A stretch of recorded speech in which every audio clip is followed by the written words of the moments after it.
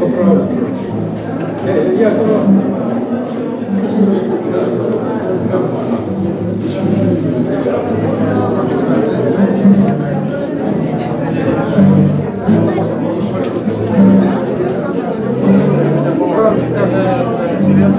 Галера, что не хорошо,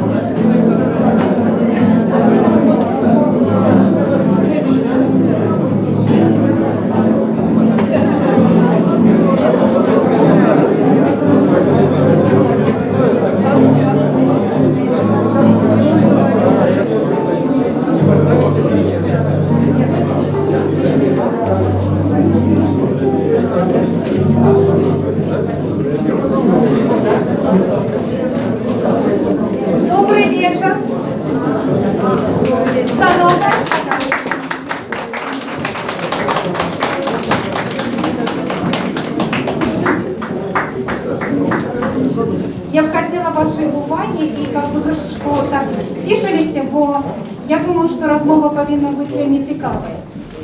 У нас сьогодні такий відомий чоловік виставляється, але проєкт незвичайний.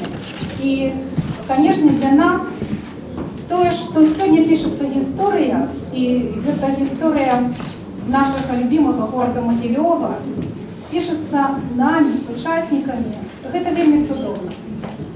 А коли яна ще занотовується у мистецьких творах, у думках і міркуваннях людей, які живуть сьогодні в городі, це увогуле з'ява просто невероятна. Що ми можемо з вами сказати? Вулиця життя.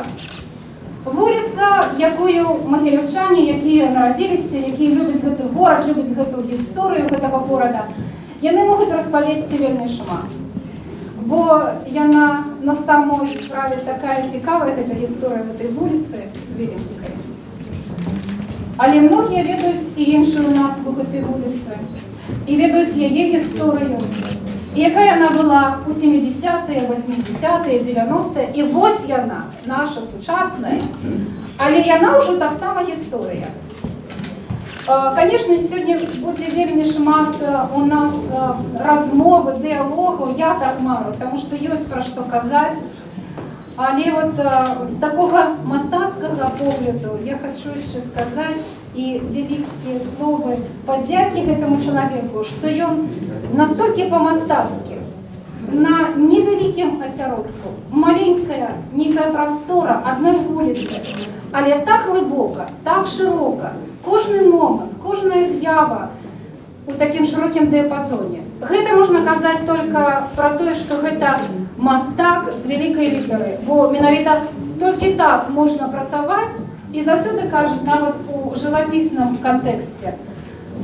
Живописець не тільки той, хто може писати широко, живописно і ярко, а той, хто може навіть у зовсім невеликому діапазоні розкрити широку палітру. Вот эта широкая палитра перед нами. Александр Лисин.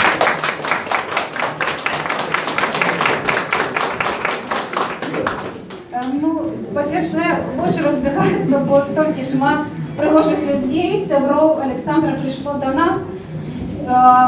Коли у нас час є, ми можемо з вами вести розмову. Тому ми не писали такого сценарію, що вот даємо слово этому. Мы просто запрошаем вас на нашу импровизованную сцену сказать свое слово про эту выставу, этому чаровному человеку. Ну, а коли вы будете думать, кто будет до нас подходить, на память об этой подее, от нашего музея, мне хотелось сделать подарунок Александру. Это альбом, присвячений Віталію Гайтановичу, його колекції, які по своєму світу. І наша так само сучасна історія. Що ми вже зробили за кілька год і ще один місяць. А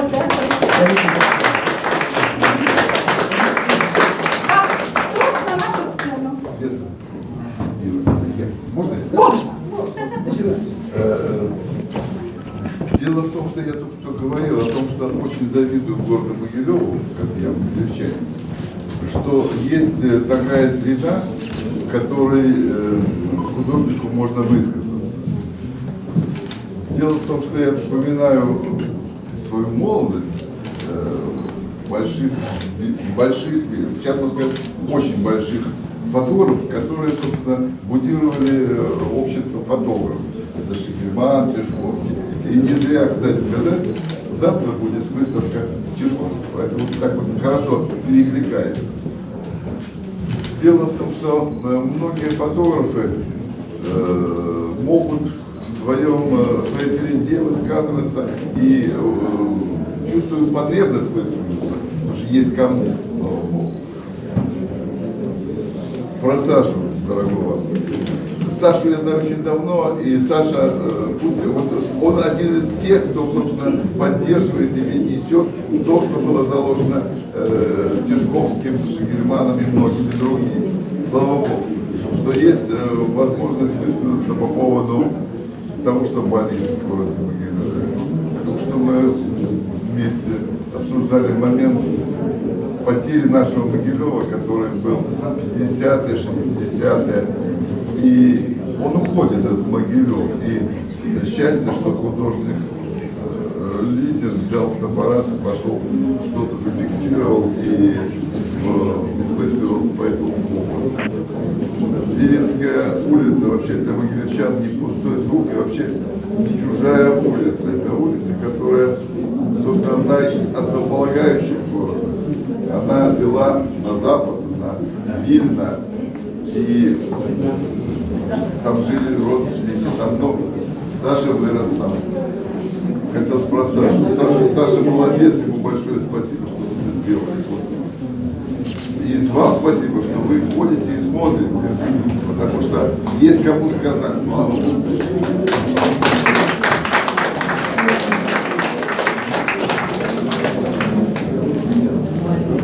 Я много говорить не буду, просто скажу, что сегодня очень много фотографов просто щелкают. А Саша, он не щелкает, он мыслит. Это мыслящий фотограф. И вот такой проект, это не просто сделать, который мы сделали сегодня, нужно осмыслить и посмотреть, какие шикарные работы. Вот. Это человек, который воспитал очень многие могут сказать, что я был учеником у Саши. В частности, и меня он учил тоже. Это все знают. Вот. Поэтому громадное спасибо Александру за такую выставку, которую он нам предложил. Вот. Я считаю, что, ну как сказать, очень похвально, что он не стоит на месте, постоянно растет и вырастает все выше, где-то. Не, ну, надо, потому что 1,50 м, и надо хотя бы 1,70 м. Все равно выше. Вот, поэтому тебе большое спасибо. Вот, я получил удовольствие на это смотреть. Вот, и рад за тебя. Всех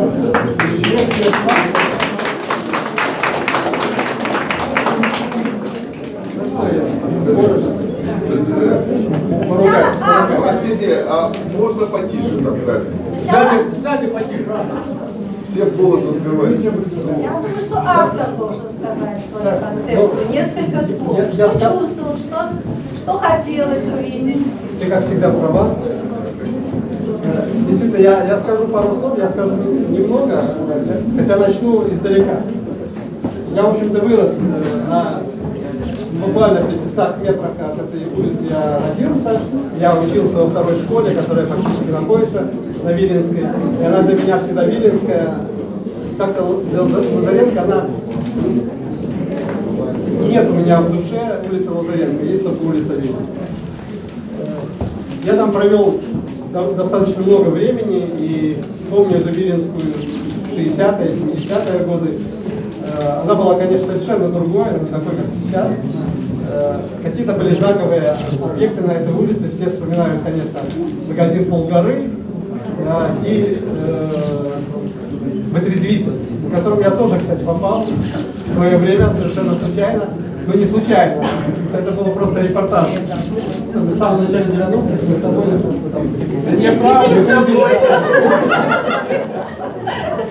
в самом начале 90-х попали, просто делали там репортаж. Но не оправдывай. Нет, я наоборот говорю, что счастье удалось сбывать. Я не знаю, тут недавно, кстати, пост сделала Чернявская о том, что она так и не побывала ни разу в Витрине. Я не знаю, что это бывает. После этой поездки ты сказал, что больше со мной никуда. Ну, я не о Вытрезвителе, а об улице, да. Улица начала... То есть, очень жалко, что у меня сохранились очень мало ее фотографий лет, как раз 50-х, 80-х, когда я вроде бы снимал. Ну, одно время меня здесь не было, тем не менее, вот черно-белой фотографий 80-х годов практически не осталось. А потом вдруг, наверное, развитие города потребовало строительства этого путепровода, который изменил улицу до неузнаваемости. Практически, с одной стороны, ее разрушил, другой стороны создал запах. Хорошо ли это плохо? Трудно сказать. Для меня и хорошо, и плохо, наверное, одновременно. С одной стороны, конечно, я очень был огорчен этим разрушением. С другой стороны, создалось новое пространство, совершенно новая среда, которая была достаточно необычна, достаточно интересна для Могилева. Я считаю, что такой среды у нас до этого не было, и если она умирала до этого, потом она могла бы возродиться вот в этом новом своем обличии. Но она почему-то и в этом обличии не возродилась и начала умирать катастрофически очень быстро. И для меня важно было показать вот этот момент. Здесь фотография первая снята с 2007 году, последняя год назад. Да? Вот 10 лет, 12 лет пространство этого быстро. За это время практически улица распалась. Да? Конечно, сейчас, допустим, Ленинскую сделали, красивая улица, но она не вызывает каких-то во мне художественных чувств. Она красивая, она интересная, своеобразная, но мне не интересно ее снимать. Умирание, угасание имеет свою прелесть, ее действительно любопытно и интересно фотографировать. Но нужно ли нам, в принципе, вот это умирание, как обществу, как городу, как Могилеву, как жителям этого города? Здесь текст написала моя хорошая знакомая Эльвира Карпенко, которая написала, что город, мы изменяем город, а город изменяет нас. В какую сторону? Вопрос, да? Что будет с этой улицей через год, через 2, через 10, совершенно непонятно. Я думаю, что мало что изменится в хорошую сторону, к сожалению. Значит, для меня было важно показать, во-первых, свои работы, свой взгляд, художественность, свой взгляд, да. С другой стороны, все-таки привлечь внимание и вас, зрителей, и, может быть, не знаю, руководство города, призрачная мечта, да, и это что-то приведет к каким-то изменениям. Навряд ли приведет, значит, остается только показать свой художественный взгляд. Ну вот смотрите, этот художественный взгляд, а все остальное не знаю.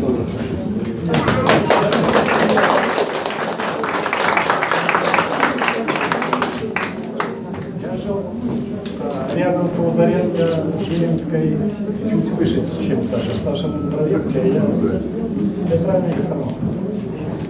И из окна наблюдал, что происходило на этой улице, когда она была вторая яма. До того, как мост появился. Зимой туда сыпались, как картошка машины. Я наблюдал, как машина ГАИ стоит, не может съехать наверх, а в нее летят все прочие, они боятся, но их несет. Поэтому мост решил много проблем в этом плане. Но исчезла, да, действительно старая улица, та живописная, старая, ухоженная улица, которую мы любили фотографировать. К сожалению, самые давние, я не фотографировал, Саша. Тоже нет? Тоже нет. Поэтому было интересно увидеть ее совсем старую. Саша снял очень необычно, концептуально. Я очень приятно. Спасибо.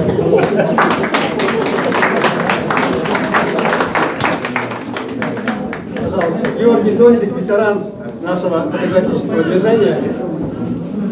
Вчера, короче говоря, я эту улицу 46-го года. Мы жили на Изерской улице с родителями. После того, как нас немцы сожгли на Поднеколье, мы перебрались сюда в 44-м году, после освобождения Могилева. И первый раз отец меня привел в третью школу по этой улице. Шли мы. А потом мы на этой улице на коньках катались с завязанными на ботинки, на валенки, цеплялись за машиной крючками такими и ездили. И была такая милиционер, женщина, на детей.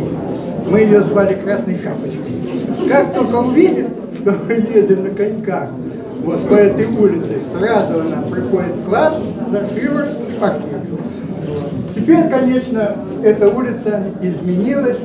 Все то, что там было когда-то на этой улице, на Ленинской. Здесь вот было вот против школы, теперь у нас реставрированный дом, он был весь разбитый, и мы туда пацанами бегали и курить, и все. И у меня друг подорвался там на гранате. Вот. Ну вот. Своя история. Вот теперь, улице есть вот, очень теперь, много. конечно, эта улица, вот, понимаете, очень красивая, ну, современная. А то, что было после войны, 46-й, 47-й, 48-й год, когда я ходил в эту среднюю школу, совсем было другое дело. Спасибо. Спасибо. От дивіться, шановна господарства, от зараз вельми просто цікава ідея, от вона сама просто нараджається. Записати історію, кожну свою історію про цю вулицю. Це може бути, от ми тільки розмовляли про цю народну енциклопедію, да, про те, що відбувається в Могилеві, хто живе, які вулиці тут є, які були. І це просто було б саме такий пригожий момент і життя цієї вистави. Давайте зробимо таку. Кожна своїх історій. Продолжение вот этой выставки. Так, так. Не остается пожигать каждой улице своего личного. О!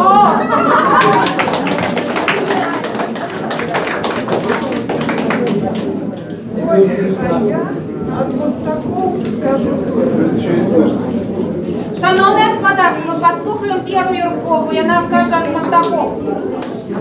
Хвилиночку, коли ласка. Все ищут счастья где далеко, в Австралии, там, неведомо где. И вот это самое наилепшее, высокое качество увидеть прекрасное рядом. А оно на самом деле прекрасное рядом. Это высокое художественное качество.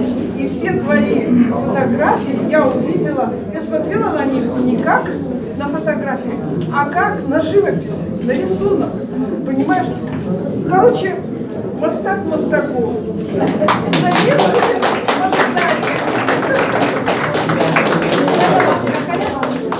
Я так само от Мостаков. Я так само вырос на этой улице. 12-й дом был, забыл коммунистичный. И балкон выходил ровно. Я засыпаючи бачив, як у Тверезник машини заїжджали.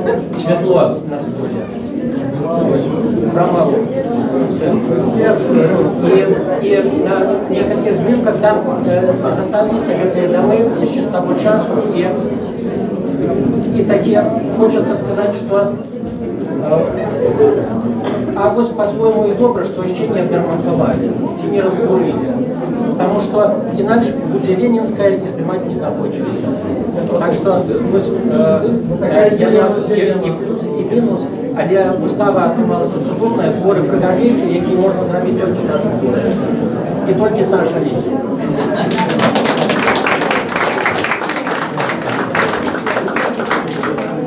Ну вот видите, у нас продолжение уже. Да.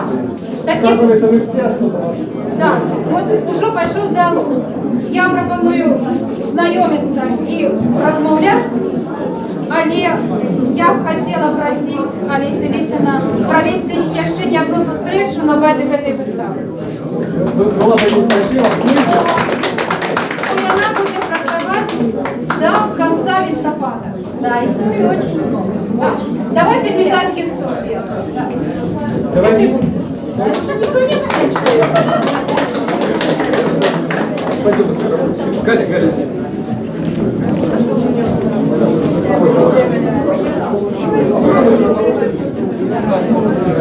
Становись, Андрей, Андрей, давайте. Ой, я почему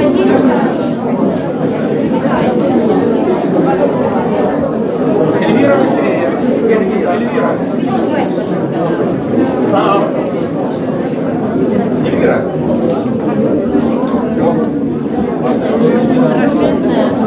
Народный распорядитель.